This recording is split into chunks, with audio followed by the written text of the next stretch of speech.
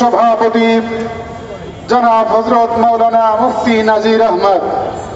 সংক্ষিপ্ত বক্তব্য রাখবেন বিশিষ্ট আলেমে দ্বীন হযরত মাওলানা মুফতি নাজির আহমদ সাহেব। এখন সংক্ষিপ্ত বক্তব্য রাখবেন।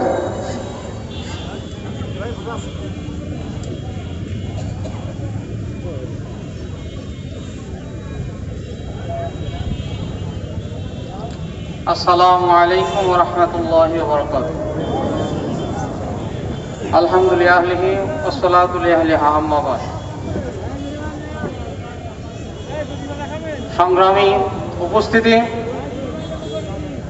আজকের এই সমাবেশে মহেশপুর জেলাধীন জেলা নেতৃবৃন্দ, থানা নেতৃবৃন্দ সহ আপামর জনতা, আপনারা অবগত আছেন, আপনারা জানেন, আপনারা ভুক্তভোগী।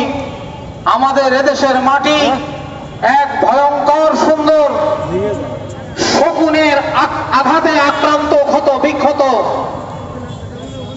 আমাদেরকে সেই আওয়ামী শকুন, আওয়ামী হায়না একদিকে আমাদেরকে দিয়েছে শান্তির প্রতীক কবুতরের মূর্তি, অন্যদিকে অশান্তির আগুন দিয়ে বাংলার প্রতিটি ইঞ্চি জমি আগুন ধরিয়েছে। একদিকে দিয়েছে দেশের প্রতিটি মোড়ে মোড়ে মুক্তিযুদ্ধের যোদ্ধাদের মূর্তি, অপরদিকে ভারতীয় পরাধীনতার শৃঙ্খল দিয়ে বাংলাদেশের অঙ্গগুলিকে বেঁধেছে। বাংলাদেশের আপামর জনতার জবানকে তালা ঠুকে দিয়েছে। তারা জানে না, যাদেরকে তারা মোল্লা বলে গালি দিয়েছে, এদেশের মোল্লারা সেনাবাহিনীর যুদ্ধাস্ত্রের গুলির মুখে দাঁড়িয়ে তারা কারফিউ ভঙ্গ করতে পারে। তারা জানে না এদেশের ছাত্র সমাজ গুলির মুখে বুক পেতে দিতে পারে। তারা জানে না ভারতের মতো এরকম বড় রাষ্ট্রের হুঙ্কার, ষড়যন্ত্র রুখে সেই শিকলকে ভেঙে ফেলতে পারে। আজকে আনন্দের বিষয়, তাদের প্রশ্রয়ে দেশের মানুষকে পরাধীন করা হয়েছিল, সেই ভারতের বিরোধী দল সরকারি দলকে বাংলাদেশের আন্দোলনের নমুনা দেখিয়ে ভয় দেখায়, বলে এদেরও পরিণতি বাংলাদেশের মতো হবে। তার মানে ভারত বাংলাদেশের আন্দোলন থেকে শিক্ষা নিচ্ছে। সম্মানিত উপস্থিতি, আমরা শান্তির প্রতীকের মূর্তি চাই না, আমরা সত্যিকার শান্তি চাই।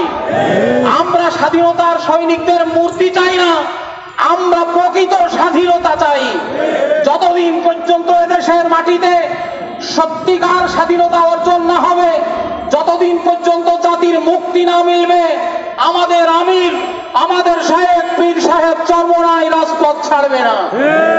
আপাতত ক্ষত বিক্ষত ওই হায়না শকুন মুক্ত, আগ্রাসন মুক্ত বাংলাদেশ, ক্ষত বিক্ষত বাংলাদেশকে কিছু ডাক্তারের হাতে সুস্থ করার জন্য তুলে দেওয়া হয়েছে।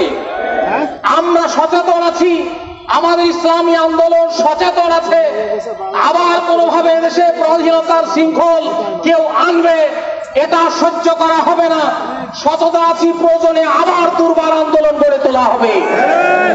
ইসলামী আন্দোলনের সকল কর্মীকে বাংলাদেশের সকল স্থান থেকে সতর্ক দৃষ্টি রেখে নেতার ডাকে সাড়া দিয়ে যখন যেই সিদ্ধান্ত নেতা নেবেন, আমির নেবেন, বিনা নির্দ্বিধায়, বিনা যুক্তিতে, নিজের যুক্তি বের না করে অকপটে নেতার সিদ্ধান্ত মেনে যখন যেই সিদ্ধান্ত ডাক আসবে সেই ডাকে সাড়া দিয়ে ময়দানে নেমে আসতে হবে।